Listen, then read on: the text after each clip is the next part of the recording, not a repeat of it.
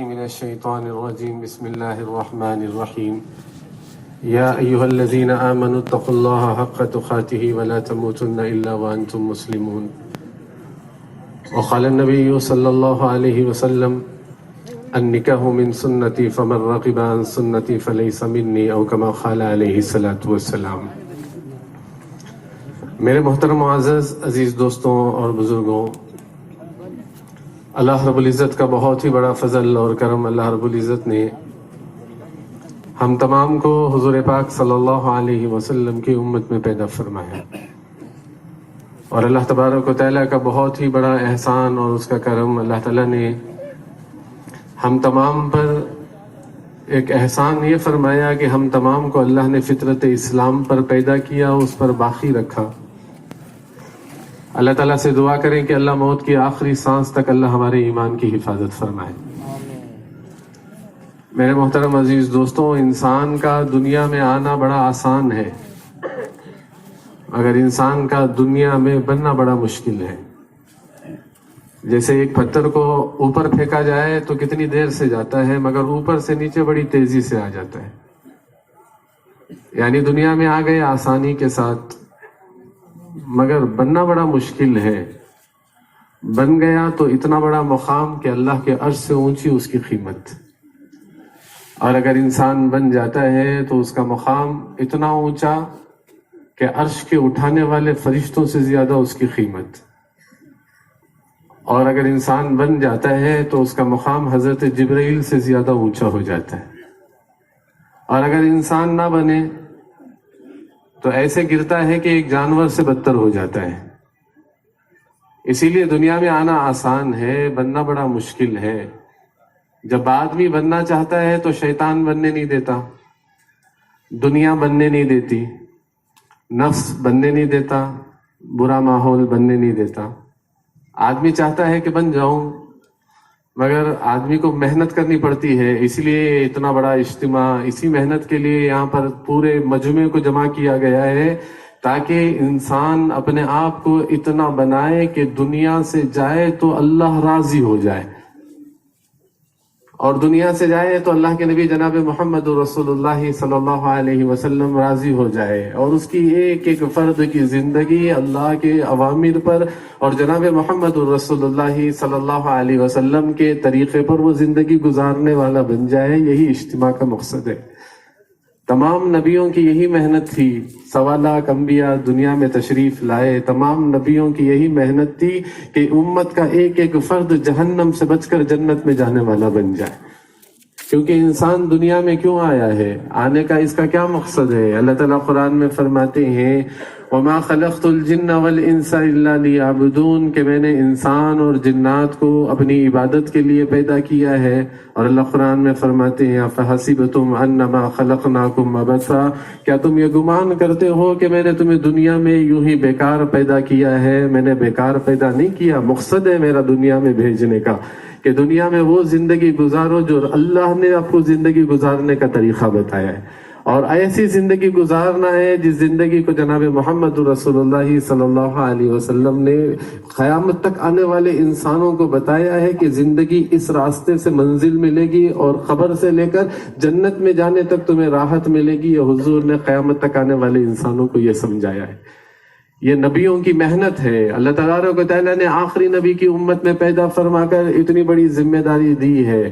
حضور پاک صلی اللہ علیہ وسلم نے صحابہ پر جب محنت کی، صحابہ اکرام رضی اللہ تعالی اجمعین کو سمجھایا، تو مزدوروں میں دین تھا، بچوں میں دین تھا، بوڑھوں میں دین تھا، عورتوں میں دین تھا، نوجوانوں میں دین تھا، بلکہ ایسا معاشرہ بنا ہوا تھا کہ جن کے گھر کو جن کے قرآن کو سننے کے لیے آسمان سے فرشتے اترتے تھے۔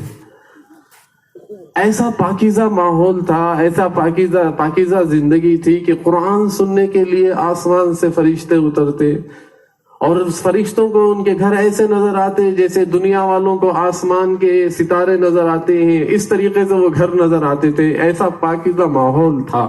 حضور پاک صلی اللہ علیہ وسلم نے محنت کی ان پر، آپ صلی اللہ علیہ وسلم نے ایمانیات پر، عبادات پر، اخلاق پر، معاشرے پر اور معاملات پر اور دین کے جتنے شعبے ہیں ان شعبوں پر حضور پاک صلی اللہ علیہ وسلم نے محنت کی. اس محنت کے نتیجے سے ایسے صحابہ نکلے. حضور نے فرمایا اصحابی کالنجوم، میرے صحابہ ستاروں کے مانند. تم جس کسی کی بھی اقتدا کر لو گے اللہ تمہیں کامیاب بنا دے گا. یہ محنتوں کے ذریعے سے انسان کی زندگیوں کا رخ بدلتا ہے. یہ اجتماع اسی کا مقصد ہے کہ انسان کی زندگی کا رخ بدلے. میں تو یہ عرض کرتا ہوں کہ دنیا سے اس حال میں جائے کہ لوگ روتے ہوئے ہمیں روانہ کرے اور ہم ہنستے ہوئے جنت کی طرف بڑھ جائیں. میں عرض کرتا ہوں کہ ایسی زندگی گزارنا ہے. اس لیے میں نے قرآن پاک کی آیت شریفہ تلاوت فرمائی جس میں اللہ تبارک و تعالیٰ فرماتے ہیں یا ایھا الذین آمنوا اتقوا اللہ حق تقاتہ ولا تموتن الا وانتم مسلمون، کہ اے ایمان والوں اللہ سے ایسے ڈرو جیسے اللہ سے ڈرنے کا حق ہے اور تمہاری موت اسلام پر آئے. یعنی زندگی کا یہی خلاصہ ہے کہ محنت اتنی ہو کہ دنیا سے جائے تو خاتمہ ایمان پر ہو جائے، دنیا سے جائے تو ہمارے زبان پر اللہ اللہ ہو اور اللہ کی یاد ہو، اور ہم دنیا سے اس حال میں جائیں کہ خوشی خوشی اللہ سے ہماری ملاقات ہو جائے. جیسے صحابہ نے محنت کر کے اپنے آپ کو بنایا تھا. جب موت قریب آتی تو تسلی دیتے کہ عید کا دن ہے، اور کہتے کہ یہ خوشی کا دن ہے، غم کا دن نہیں ہے. اللہ سے ملاقات، یعنی جو ملاقات ہوتی ہے وہ سب سے بڑی عید ہوتی ہے. کہتے ہیں حضرت ابو بکر صدیق رضی اللہ تعالی عنہ ایسے موقع پر ہے، عائشہ رضی اللہ تعالی عنہ اندر تشریف لائیں اور دیکھا ابا بستر پر ہیں اور آنکھ فرماتے بستر پر ہیں اور آخری وقت ہے. حضرت عائشہ رضی اللہ تعالی عنہ نے آنکھ سے آنسو، باپ ہیں بیٹی ہونے کے ذریعے سے آنکھ سے آنسو بہنے لگے تو بیٹی سے کہا بیٹا روتے نہیں، تیرا باپ دنیا سے جا رہا ہے تو گویا عید ہے، اللہ کے نبی سے ملاقات ہوگی. آج جا رہا ہوں تو میرے لیے عید کا دن ہے. تو حضور پاک فرماتے ابو بکر صدیق رضی اللہ تعالی عنہ نے بچی کے آنسو پوچھے، خود رو رہے تھے اور روتے روتے یوں فرمایا کہ بیٹا، بیٹی نے کہا ابا آپ کیوں روتے ہو؟ کہنے لگے بیٹا اس لیے رو رہا ہوں، پتہ نہیں تیرے باپ کو دنیا فلاں فلاں کہہ رہی ہے مگر تیرا باپ دنیا سے جا رہا ہے، پتہ نہیں ایمان کے ساتھ جائے گا یا کفر کے ساتھ جائے گا. یعنی ایک زندگی کا ایک یہ مقصد تھا کہ آدمی جب زندگی ایسی تھی کہ محنت کر کے اپنے آپ کو بنایا تھا تو موت سے ڈر نہیں تھا بلکہ موت کو لقائے رب سمجھتے تھے، اللہ کی ملاقات سمجھا کرتے تھے.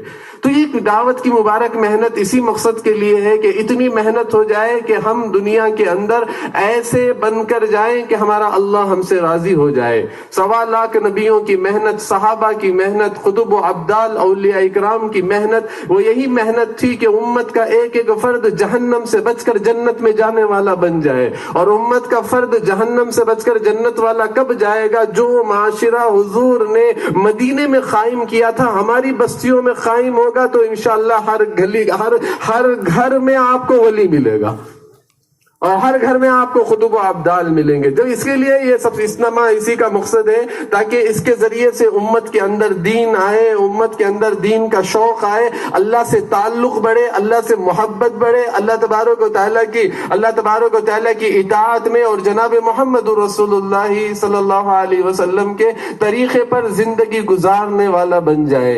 اسی لیے کہتے ہیں نا صحابہ پر جب حضور نے محنت کی، مزدوروں میں دین تھا، بچوں میں دین تھا. ارے اتنا نہیں بلکہ نابینا جو اندھے ہیں، آنکھ سے نظر نہیں آتا، اللہ اکبر، ان لوگوں کی زندگیاں کیسے بنی؟ حضور پاک صلی اللہ علیہ وسلم کے پاس حضرت عبداللہ ابن مکتوم اندھے صحابی ہیں جس کو قرآن پاک میں عبس وتولی ان جاءہ الاعمی، جس کو اللہ نے قرآن میں بیان کیا ہے. اندھے صحابی تھے حضرت عبداللہ ابن مکتوم رضی اللہ تعالی عنہ. حضور پاک صلی اللہ علیہ وسلم کی خدمت میں آئے، کہا یا رسول اللہ گھر سے نکلتا ہوں اور مسجد آنے تک مجھے ٹھوکریں لگتی ہیں، کبھی درخت کھجور کے درخت کی وہ ڈھالیاں ہوتی ہیں اس سے لگ کر میں گر جاتا ہوں، میرا پیر بھی زخمی ہو جاتا ہے، خون بہنے لگ جاتا ہے، یا رسول اللہ مجھے نماز پڑھنے گھر میں اجازت دے دیجئے. حضور پاک صلی اللہ علیہ وسلم نے فرمایا معذور ہیں، چلو گھر ہی میں نماز پڑھ لو. یوں کہا بھیج دیا تو واپس چلے گئے. اتنے میں حضرت جبرائیل اتر گئے اور اتر کر کہا یا رسول اللہ، اللہ تعالیٰ نے یوں فرمایا ہے کہ عبداللہ ابن مکتوم کو بلا لیجئے. کہا وہ معذور ہیں، آنکھ کے معذور معذور ہیں, تکلیف ہوتی ہے, گرتے ہوئے مسجد کو آتے ہیں. اس لیے میں نے کہا نماز گھر میں پڑھ لیں. حضور پاک صلی اللہ علیہ وسلم سے حضرت جبرائیل علیہ السلام نے فرمایا, کہا کہ اللہ تعالیٰ نے یہ کہہ کر بھیجا ہے, وہ بندہ جس صف میں آ کے کھڑا ہو جاتا ہے اللہ سارے نمازیوں کو قبول کر لیتا ہے. کہا ایک معذور جو اندھے ہیں, دین اتنا آسان ہے, آدمی محنت کر کے اپنے آپ کو بنا لینا, تو کہا کہ اندھا بھی اس مقام پر پہنچے. حضور پاک صلی اللہ علیہ وسلم نے فرمایا عبداللہ ابن مکتوم کو بلاؤ. آئے عبداللہ ابن مکتوم, کیا بات ہے یا رسول اللہ, اذان سنتے ہو؟ کہا ہاں یا رسول اللہ سنتا ہوں. پھر تو مسجد آنا پڑے گا. پھر آپ کو کیا کرنا پڑے گا؟ آپ کو مسجد آنا پڑے گا. آپ تو اذان سنتے ہو.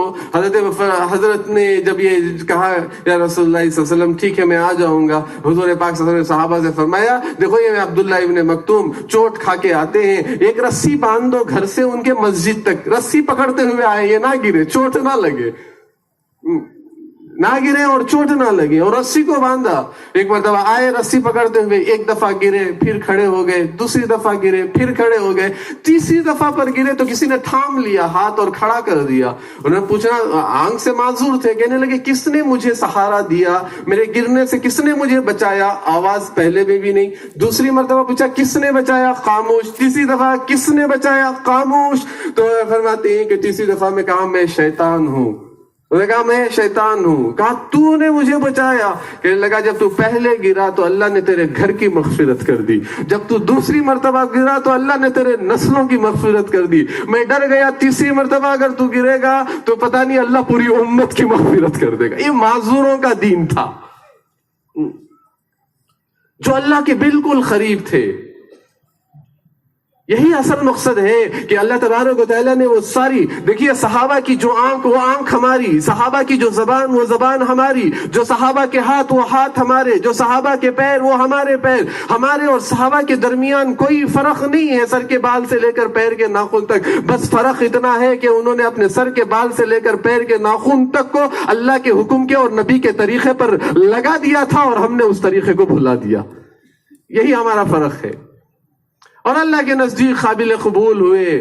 اور حتیٰ کہ نہیں بلکہ میرے محترم عزیز دوستوں, حتیٰ کہ بچوں کے اندر دین کا اتنا شوق تھا. حضرت بلال حضور کی وفات کے بعد مدینے آئے, اذان دینے لگے. حضرت امام حسن اور حسین رضی اللہ تعالی اجمعین کی, یعنی ان کی بات پر قسم کھائی تھی اذان نہیں دوں گا. جب آئے کہا چچا اذان دے دیجئے, کھڑے ہو گئے اذان دینے کے لیے. اور جیسے ہی اذان دینے کے لیے کھڑے ہوئے مدینے میں کوہرام مچ گیا. نبوت کی زمانے کی اذان سنائی دے رہی ہے, نبوت کی زمانے کی اذان سنائی دے رہی ہے. سارے دوڑ پڑے اور دوڑتے دوڑتے جا کر مسجد نبوی میں حضرت بلال کو دیکھنے لگے کہ نبی کے زمانے کے مؤذن اذان دے رہے ہیں.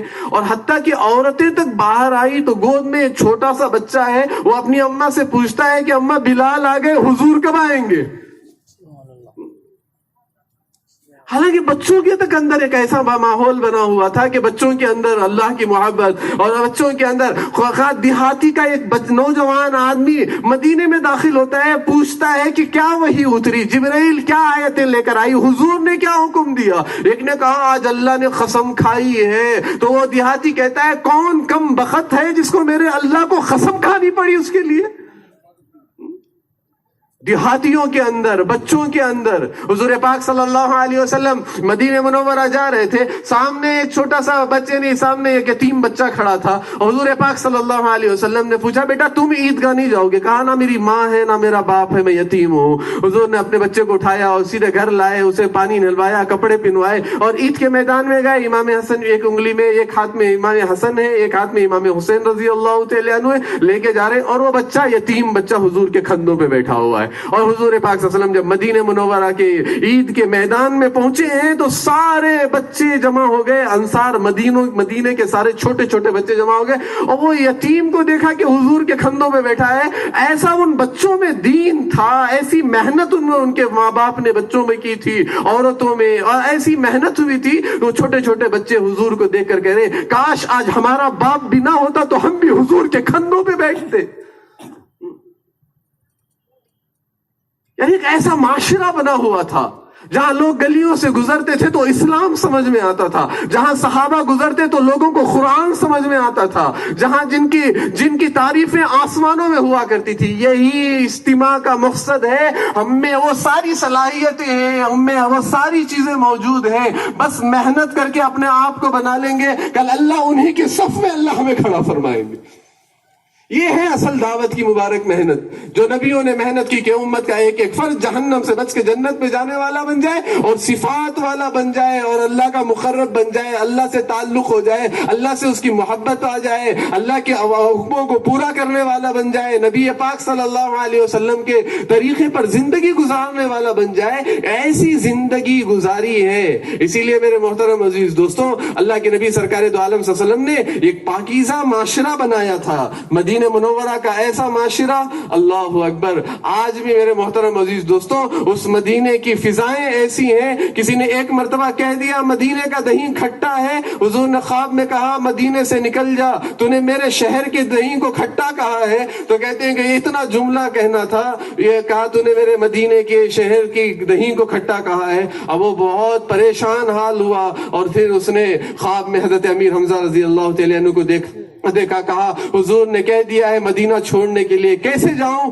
تو حضرت امیر حمزہ رضی اللہ تعالیٰ کہنے لگے فوراً چلا جا ورنہ ایمان سے نکل جائے گا۔ یعنی ایسی فضائیں تھی جہاں پر اللہ اکبر، اللہ تبارک و تعالیٰ نے فرماتے ہیں کہ مددوں کے اور میرے محترم زندگیوں کے بدلنے کے اللہ نے فیصلے کیے، ہدایتیں ہوئی۔ اسی لیے کہا حضور نے ایک ایسا معاشرہ بنایا۔ تین چیزیں میں آج یہی بات آپ سے عرض کرنے جا رہا ہوں، اس دعوت کی مبارک محنت سے ہر امت میں یہ چیزیں لانا چاہتے ہیں۔ تین چیزیں ہیں جو امت میں لانی ہے۔ سب سے پہلے حضور نے امت کو دعوت والی امت بنایا۔ حضور نے دعوت والی امت، روزانہ رات گزرتی تو صبح اٹھ کر ایک دوسرے سے مذاکرہ کرتے کہ تم نے صبح کیسے کی، ایمان کی حالت میں کی یا کیسے آپ نے ایمان، یعنی آپ والعصر پڑھا کرتے تھے، کلمے کی تجدید کیا کرتے تھے آپس میں بیٹھ کر۔ حضور نے ہر قیامت تک آنے والی امت کو یہ سمجھایا ہے کہ ہر قیامت تک آنے والا ایک ایک امتی اس کام کا ذمہ دار ہے۔ یہ سارا مجموعہ جو بیٹھا ہوا ہے اس ذمہ داری کو لے کر ساری دنیا کے کناروں میں چل کر پھر کر محنت کرنا ہے، تاکہ امت جہالت سے نکل کر علم والے راستے پر آئے، امت بے دینی سے نکل کر دین والے راستے پر آئے، اور امت جو ہے عبادت والے راستے پر آئے، اور سارا 100% دین امت کے ایک ایک فرد کی زندگی کے اندر زندہ ہو جائے۔ حضور پاک صلی اللہ علیہ وسلم نے تو مدینہ کے اندر دعوت کا مزاج بنایا، اور حضور پاک صلی اللہ علیہ وسلم نے سادگی سمجھائی امت کو۔ کیا سمجھائی؟ سادگی۔ سارے صحابہ بڑے سیدھے سادے ہوا کرتے تھے، بڑے سیدھے سادے ہوا کرتے تھے، اللہ اکبر۔ اب ہم آتے ہیں کہ اتنے سیدھے سادے تھے، گھر کی عورتیں سیدھی سادی، بچے سیدھے سادے، گھر کے مرد سیدھے سادے۔ اللہ کے نبی سرکار دو عالم صلی اللہ علیہ وسلم نے بڑی سادگی، اور حضور پاک صلی اللہ علیہ وسلم نے اپنی سنتوں کا مزاج بنایا۔ یہ تین چیزیں، دعوت اور سادگی اور سنت، یہ تین چیزیں حضور پاک صلی اللہ علیہ وسلم نے فرماتے ہیں کہ امت کے اندر یعنی صحابہ کے سامنے پیش کیا، صحابہ نے لیا، اور صحابہ کی سادگی ماشاءاللہ آپ حضرات علماء سے بھی سنتے ہیں، ماشاءاللہ آپ حضرات فرماتے ہیں کہ سادگی کو بولتے بھی ہیں، اتنے صحابہ سیدھے سادے ہوا کرتے تھے، اللہ اکبر۔ میرے محترم عزیز دوستو، ایک لباس میں زندگی گزار دی اور خبروں میں چلے گئے، ایک لباس میں زندگی گزار دی، خبروں میں چلے گئے۔ تین دن کا فاقہ ہوتا تھا، بڑے سیدھے سادے صحابہ، اور سوال بھی آ کے اس طریقے سے کیا کرتے تھے، یا رسول اللہ صلی اللہ علیہ وسلم یہ بتائیے، فرماتے کہ ایسی بات بتائیے آپ کے بعد ہمیں کسی سے پوچھنا نہ پڑے۔ ایسے حضور پاک صلی اللہ علیہ وسلم بہت سیدھے سادے اور بالکل سنتوں کے مطابق زندگی گزارتے، حتیٰ کہ علماء نے لکھا ہے اگر کوئی پرندہ صحابہ کے اوپر سے گزرتا نا تو سوچتے کہ اس میں حضور پاک صلی اللہ علیہ وسلم کا کیا عمل تھا، حضور پاک صلی اللہ علیہ وسلم کا عمل کیا تھا، حضور پاک صلی اللہ علیہ وسلم پرندے کے اڑنے پر کیا کیا کرتے تھے، حالانکہ ایک ایک سنت کو پوچھ کے کیا کرتے تھے۔ حضرت عمر رضی اللہ تعالیٰ عنہ کی آستین لمبی ہوئی، دیکھو سنتوں کا مزاج کا جانتے تھے کہ سنتوں کے ذریعے سے اللہ نے حضور پاک صلی اللہ علیہ وسلم کا قرب ملے گا، سنتوں کے ذریعے سے فرماتے ہیں کہ اللہ کے نبی سرکار دو عالم صلی اللہ علیہ وسلم کے ساتھ جنت میں معیت ملے گی، ساتھ ملے گا۔ ایک ایک سنت پر پر عمل. آستین لمبا ہو گیا, کینچی سے کاٹ سکتے تھے, سیدھا ہو سکتا تھا, مگر چاقو سے کاٹا. عبداللہ ابن عمر سے فرمایا بیٹا, کہا چاقو لا, چاقو سے کاٹا. کہا کینچی سے کاٹتے تو کپڑا صحیح رہتا, چاقو سے کاٹے تو کپڑا بھی غلط ہو جائے گا. کہنے لگے میں نے حضور کو چاقو سے کاٹتے ہوئے دیکھا ہے. ارے ایک جگہ حضور جا رہے تھے, پتھر آیا, آپ کا انگوٹھا لگا, حضور آگے بڑھ گئے, حضرت عمر کی نگاہ پڑ گئی, پھر 2 قدم پیچھے آئے, پھر آئے, اپنے انگوٹھے کو اس پتھر پر مارا کہ اس پتھر پر حضور کا انگوٹھا لگا ہے اور موت تک میرا بھی انگوٹھا لگے گا. اتنی ایک سنت پر صحابہ اکرام رضی اللہ تعالی اجمعین کا عمل تھا. اس لیے اللہ تبارک و تعالی نے آسمانوں سے مددوں کے دروازے بھی کھولے, نصرتوں کے دروازے بھی کھولے. صحابہ کے ہاتھ اٹھ جاتے تو اللہ ان کے ہاتھوں کو خالی کرنے میں شرم محسوس کرتا تھا. یہ وہ صحابہ اکرام رضی اللہ تعالی جن کی زندگی میں سادگی تھی, جن کی زندگی میں دعوت تھی, جن کی زندگی کے اندر کہتے ہیں کہ سنتوں کا ایک شوق تھا. اسی لیے یہاں اجتماع کے اندر جو عصر کے بعد یہاں جو نکاح کا اور شادیوں کا جو انتظام ہوتا ہے, اسی بنیاد پر ہوتا ہے تاکہ قیامت تک آنے والا ایک ایک انسان حضور کی سنت پر, کیونکہ نکاح یہ سنت ہے, النکاح من سنتی, نکاح میری سنت ہے حضور پاک صلی اللہ علیہ وسلم. اور یہ سنت صرف حضور کی نہیں بلکہ تمام نبیوں کی یہ سنت ہے. اور کہتے ہیں تمام نبیوں کی شریعت میں یہ سنت ہوا کرتی تھی. تو ایک نکاح سنت ہے کہ سنت کے طریقے سے نکاح ہو, یہ نمونہ ہے تاکہ ہماری شادی بیاہ یعنی ہماری جو شادیاں ہوتی ہیں, ہمارے جو نکاح ہوتے ہیں بڑے سیدھے سادے ہو. اس لیے کیونکہ دیکھو نکاح عبادت ہے, رواج نہیں ہے. ذہن میں بات رکھے, نکاح جو ہے وہ عبادت ہے, رواج نہیں ہے. رواج غیروں میں ہوتا ہے, مسلمانوں میں عبادت ہوتی ہے. آج ہمارے نکاح کیا ہو گئے, کہتے ہیں اسی لیے یہ اللہ کے راستے میں نکال کر سمجھایا جاتا ہے عبادتوں کو کیسے کیا جاتا ہے, کیسے سادگی سے کیا جاتا ہے اور کیسے سنتوں کے ساتھ کیا جاتا ہے. الحمدللہ آج یہ 21 نکاح ہونے جا رہے ہیں یہاں پر, تو یہ نکاح سنت کے مطابق ہو. جیسے حضور پاک صلی اللہ علیہ وسلم نے نکاح کیا, جیسے حضور پاک صلی اللہ علیہ وسلم نے اپنی بیٹیوں کا نکاح کیا, حضور پاک صلی اللہ علیہ وسلم نے اپنے صحابہ کا نکاح کیا. کیسے سیدھے سادہ صحابہ تھے. حضرت عبد الرحمن بن عوف رضی اللہ تعالی عنہ فرماتے ہیں, عبد الرحمن بن عوف رضی اللہ تعالی عنہ فرماتے ہیں کہ میں آیا حضور کے پاس, کچھ رنگ لگا تھا میرے کرتے پہ, تو حضور پاک صلی اللہ علیہ وسلم نے حضور پاک صلی اللہ علیہ وسلم نے فرمایا عبد الرحمن آپ کا نکاح ہو گیا؟ کہا یا رسول اللہ نکاح ہو گیا. صحابہ نکاح کرتے تھے, حضور کو تک علم نہیں ہوتا تھا, اتنے سادے تھے, اتنے سادے کہ حضور کو نہیں. حضرت حذیفہ رضی اللہ تعالی عنہ جا رہے ہیں, حضرت حذیفہ رضی اللہ تعالی عنہ ایک غزوے یعنی اللہ کے راستے میں جا رہے تھے. حضور پاک صلی اللہ علیہ وسلم کی اونٹنی کے پیچھے تھے, حضور سامنے تھے, یہ حضرت حذیفہ پیچھے تھے اور بالکل نوجوان تھے حضرت حذیفہ رضی اللہ تعالی عنہ. حضور کی نظر پڑی حضرت حذیفہ پر, تو حضور نے اپنی اونٹنی کو ایک قدم رکا لیے, تھوڑا آہستہ کیا, اور ان کی اونٹ تھوڑی تیز تھی تو وہ حضور کے بالکل سامنے آ گئے. حضور نے آپ سے حضرت حذیفہ سے کہا حذیفہ کیسے ہو؟ کہا اللہ کے نبی اچھا ہوں. کہا حذیفہ تمہارا نکاح ہو گیا؟ کہا ہاں یا رسول اللہ نکاح ہو گیا. کس سے کیا؟ کہا 40 سال کی عمر کی عورت سے. دیکھو کتنے سیدھے سادے تھے صحابہ اکرام, سادگی سنت ان کے اندر. کہا 40 سال کی عورت. حضور نے کہا جوان ہو, 40 سال کی عورت سے آپ نے نکاح کیا؟ یا رسول اللہ باپ بھی نہیں ہے, ماں بھی نہیں ہے, 6 بہن گھر میں تھی, اگر میں جوان کو کر لیتا وہ خدمت کی بجائے ان کے ساتھ کھیلنے لگ جاتی. میں نے 40 سال اس لیے کیا تاکہ وہ فرماتی ہیں کہ میری بہنوں کو بیٹی سمجھ کر خدمت کر سکے. یعنی ایک ایسا کہ حضور کو تک پتا نہیں ہے, حضور پاک صلی اللہ علیہ وسلم کو پتا نہیں ہے, اتنی سیدھی سادے. اس لیے کہا ایسا معاشرہ آئے گا محنت کے ذریعے سے. میرے محترم عزیز دوستوں, زندگیوں کے اندر دین آئے گا, نسلوں میں دین آئے گا, اولادوں میں دین آئے گا. حضور نے کیسے نکاح کیے؟ حضرت فاطمہ الزہرا رضی اللہ تعالی عنہ کا نکاح آپ نے کیا. اللہ اکبر. کیسے نکاح تھا؟ فرماتے ہیں کہ آپ صلی اللہ علیہ وسلم نے کہا ازواج مطہرات سے میری بیٹی کے لیے کوئی چادر ہو تو لے کر آؤ. تو کہتے ہیں کہ ازواج نے چادر لائی 9 گھروں میں تلاش کر کے, تو ایسی چادر تھی جس چادر پر 16 پیول لگے تھے, چمڑے کا 1 پیول لگا تھا.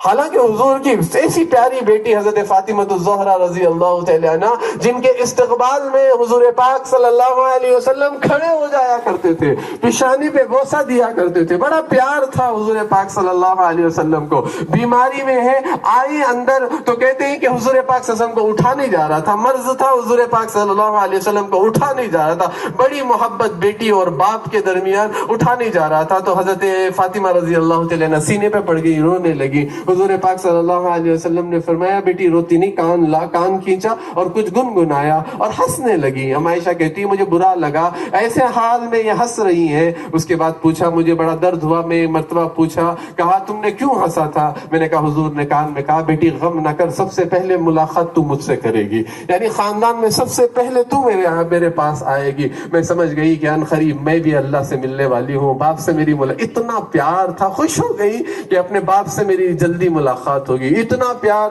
حضرت امام علامہ سری رحمۃ اللہ تعالی علیہ فرماتی ہیں، علامہ فرماتے ہیں ایک بہت بڑے وہ محدث گزرے ہیں، وہ فرماتے ہیں جب وہ حدیث پڑھاتے یہ پھسلیاں ہیں نا ایسے اوپر آ جاتی، یہ پھسلیاں اتنی زور سے پھسلیاں اوپر آ جاتی. حضرت یوں فرماتے ہیں کہ وہ حدیث پڑھاتے پڑھاتے وہ حدیث یہ ہے کہ جب حضرت انس رضی اللہ تعالی عنہ حضور پاک صلی اللہ علیہ وسلم کے جسم اطہر پر آپ نے مٹی ڈالی، قبر میں اتارا گیا، مٹی ڈالی اور ڈال کر واپس گھر آئے تو حضرت فاطمہ رضی اللہ تعالی عنہ نے فرمایا اے انس 15 سال تو میرے باپ کے ساتھ رہا، میرے باپ نے کبھی اف نہیں کہا، بڑی تجھے محبت کرتے تھے، آج تیرے کیسے ہاتھ اٹھے میرے باپ پر مٹی ڈالنے کے لیے. اتنا پیار تھا بیٹی سے. اور کہتے ہیں حضرت خدیجہ الکبریٰ رضی اللہ تعالی عنہ فرماتی ہیں میں جب سلام کر کے حضور پاک صلی اللہ علیہ وسلم جب سلام کے لیے دروازے پر آتے السلام علیکم دروازے میں آواز دیتے، اندر سے جواب ملتا جواب، تو پھر حضرت فاطمہ دوڑتی ہوئی آتی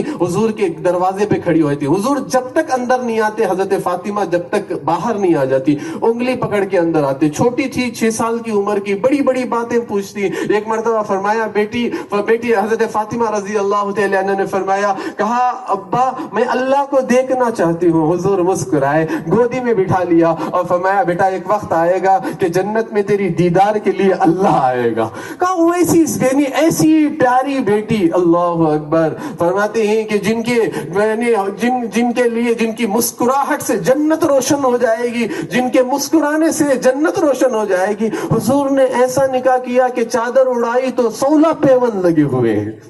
اتنا آپ نے سادگی کے ساتھ نکاح کیا. آج ہمارے بھی نکاح کس طریقے کے ہیں؟ کہا جس کے اندر کہا آدمی نکاح تو ہوتا ہے مگر اللہ معاف فرمائے، کہا یعنی ایسے نکاح جہاں دکھاوا ہوتا ہے، جہاں پر فیشن ہوتا ہے، جہاں پر ناچ گانے ہوتے ہیں، حالانکہ ناچ گانے ہو رہے ہیں، سب لوگ تماشائی بن کے دیکھ رہے ہیں. حالانکہ دوستو یہ سنت نہیں ہے، رواج ہے. سنت نہیں ہوتی، سنت کے ذریعے سے تو برکتیں ہوتی ہیں. اور کہتے ہیں کہ سنت کے ذریعے سے جو آنے والی اولاد جو ہوتی ہے وہ فرما بردار ہوتی ہے. مگر ناچ گانے کو دیکھ رہے ہیں، بلایا ہے چلے گئے، محبت کے ذریعے سے جا کے کھڑے ہوئے، حالانکہ پتہ نہیں وہ موسیقی کے ذریعے سے اس کے دل کے اندر نفاق پیدا ہو رہا ہے. حالانکہ سنتوں کے جنازے نکالے جا رہے ہیں.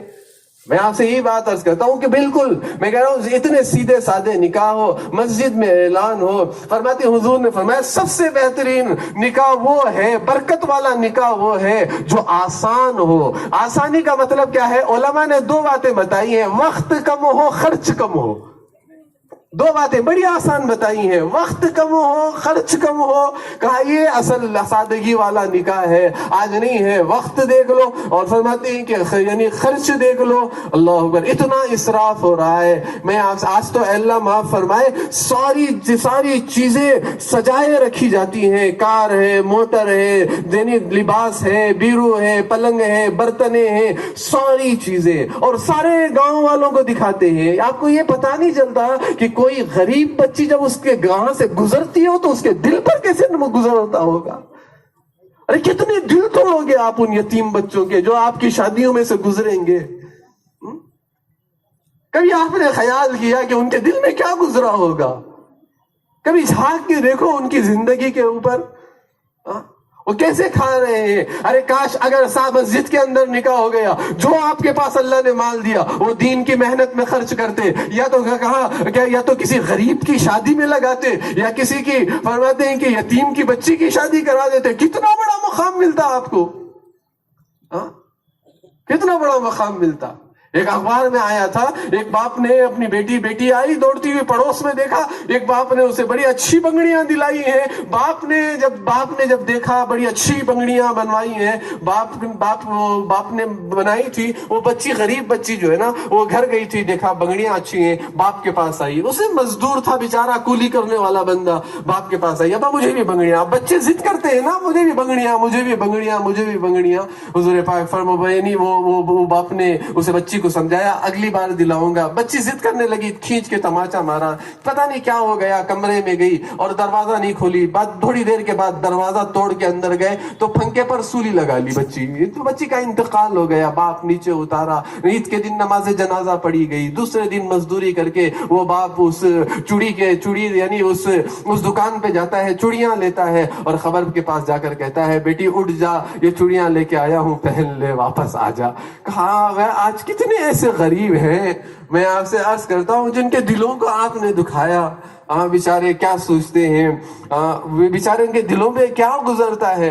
حالانکہ حضور پاک صلی اللہ علیہ وسلم ایک نو مسلم کہتا ہے, غیر کہتا ہے, میرے نبی پاک صلی اللہ علیہ وسلم کے ایک قصے نے میری زندگی بدل دی, ایک قصے نے میری زندگی بدل دی. پوچھا وہ کیا قصہ ہے جو تیری ایک زندگی بدل دی؟ تو کہنے لگے, کہا حضور پاک صلی اللہ علیہ وسلم جب مدینہ منورہ میں تھے تو ایک آدمی دوڑتا ہوا آیا, میرا بچہ گم ہو گیا یا رسول اللہ, یہ حلیے کا ہے, یہ لباس پہنا ہے, نظر نہیں آ رہا ہے, بڑا پریشان ہوں یا رسول اللہ دعا کر دیجئے. ایک صحابی نے کہا میں فلاں کھجور کے باغ میں اسے کھیلتا ہوا دیکھ رہا ہوں. حضور پاک صلی اللہ علیہ وسلم کی اس بات کو سن کر وہ صحابی کی بات کو سن کر وہ باپ بھاگنے لگا اور دوڑتے دوڑ رہا تھا. تو حضور نے بلایا, بلاؤ اس بندے کو. صحابہ گئے, بلا کے لائے. کیا بات ہے؟ کہا جا رہے ہو بچے کو لینے کے لیے. کہا نام سے پکارنا. کہا یا رسول اللہ بیٹا کہہ کے نہ پکارنا, نام سے پکارنا. کہنے لگے یا رسول اللہ اتنے دن کے بعد دیکھ رہا ہوں, بیٹا نہ کہوں تو کیا کہوں؟ کہا نہیں, اس میں یتیم بچے بھی ہوں گے, تو پیار سے بیٹا کہے گا تو ان کے دلوں پر چوٹ لگے گی, وہ اپنے باپ کو یاد کر لیں گے. کہہ رہا ہوں نا, کوئی زندگی تو ایسی یار, کہاں کہ ہم نے کہاں پیسے خرچ نہیں کیے. کبھی کسی یتیم کے کام آ جاتے, کسی بیوہ کے کام آ جاتے. آج کتنی عمر کی 40 سال کی عمر ہو چکی ہے, گھروں میں بیٹھی ہوئی ہے, رشتے نہیں آ رہے ہیں. کس بنیاد پر نہیں آ رہے ہیں؟ آج آپ مال چاہ رہے ہیں, آپ ان سے سواریاں چاہ رہے ہیں, آپ بنگلہ چاہ رہے ہیں, آپ ان سے بتاؤ ان کا کیا حال ہوگا. 2 عورتیں اسلام چھوڑ کے چلی گئی. پوچھا کیوں؟ کہا ہم سے کوئی شادی کرنے والا نہیں تھا, ہم نے اپنے ایمان کو چھوڑ دیا. کیا حضور نے یہ معاشرہ ہمیں سمجھایا تھا کہ یہ زندگی ہمیں سمجھائی تھی؟ حضرت عمر رضی اللہ تعالیٰ عنہ کھانا منگواتے بازو پڑوسی سے, بھائی کھانا لے کے آؤ. بولو عمر نے مانگا ہے کھانا, تو کہتے کھانا لے کے آتے. کہا یا رسول امیر المومنین آپ کھانا منگوا کے کھاتے ہیں, جانتے ہو میں کس لیے منگواتا ہوں؟ پتہ نہیں اس کے گھر میں چولہا جلا کی نہیں جلا, یہ دیکھنا چاہتا ہوں. یہ زندگی ہے, یہ ایسا معاشرہ حضور نے سکھایا ہے. تو اس لیے میرا عرض کرنا ہے یہ نکاح کو ہے نا اتنے سادے بنائے. اس لیے کہا سب سے بہترین کیا ہے؟ وقت بھی کم ہو, اور دوسری بات یوں فرمایا وقت بھی کم ہو, خرچ بھی کم ہو, بڑی سادگی کے ساتھ, سنت کے ساتھ. مسجد کے اندر اعلان ہو, ماشاءاللہ یہ پنڈال بھی مسجد کا بدل ہے آج, ماشاءاللہ یہ بیٹھے ہوئے ہیں اپنے میرے تمام ساتھیوں سے محنت کریں. جب محنت ہوگی تو ایسی زندگی بنے گی, ایسا معاشرہ بنے گا. اسی لیے اللہ تبارک و تعالیٰ سے دعا کریں, اللہ تبارک و تعالیٰ مدینے والا معاشرہ ہماری بستیوں میں بھی اللہ اس محنت کے ذریعے سے آباد فرما دے. اس کے لیے سارا مجموعہ طے کریں کہ انشاءاللہ اپنی جو بھی ہم نکاح کریں گے سادگی کے ساتھ کریں گے اور سنت کے ساتھ کریں گے نا بھائی انشاءاللہ. کون کریں گے ذرا ہاتھ اٹھائیں. ماشاءاللہ ماشاءاللہ, اللہ قبول فرمائے. ہمارے بڑے مولوی صاحب اللہ ان کی عمر میں برکت عطا فرمائے. حضرت بار عرض کرتے تھے, ایک باپ, آخری بات کہہ دیتا ہوں, ایک بات ہمیشہ عرض کرتے تھے, ایک باپ نے بیٹی کی میت پر یوں کہا میں نے اپنی بچی کو سب دیا مگر ایک چیز نہیں دیا. پوچھا انہوں نے کیا چیز نہیں دی؟ کہا سب دیا مگر کفن کا کپڑا ساتھ نہیں دیا. اور یہ کتنی بڑی بات تھی، کیسے آج تکلیفیں دی جاتی ہیں. اور میں یہ تمام بچوں سے بھی عرض کرتا ہوں، حقوق ادا کریں. شوہر کی بیوی پر حق ہوتے ہیں، بیوی کا شوہر پر حق ہوتا ہے. حقوق ادا کریں. علماء سے پوچھ کر روزے کا مسئلہ پوچھتے ہیں، کہا آنکھ میں دوا ڈالنا نہیں ڈالنا. اور آتے ہیں کہ پانی حلق میں چلا گیا تو پوچھتے ہیں کہ وضو کا پانی حلق میں چلا گیا. ارے روزے کے مسائل پوچھتے ہو یا کم سے کم نکاح کی بھی مسائل پوچھ لیا کرو. حقوق کیسے ادا کرنا، کس طریقے سے ادا کرنا. اللہ تعالیٰ جتنی باتیں کہی گئی سنی گئی.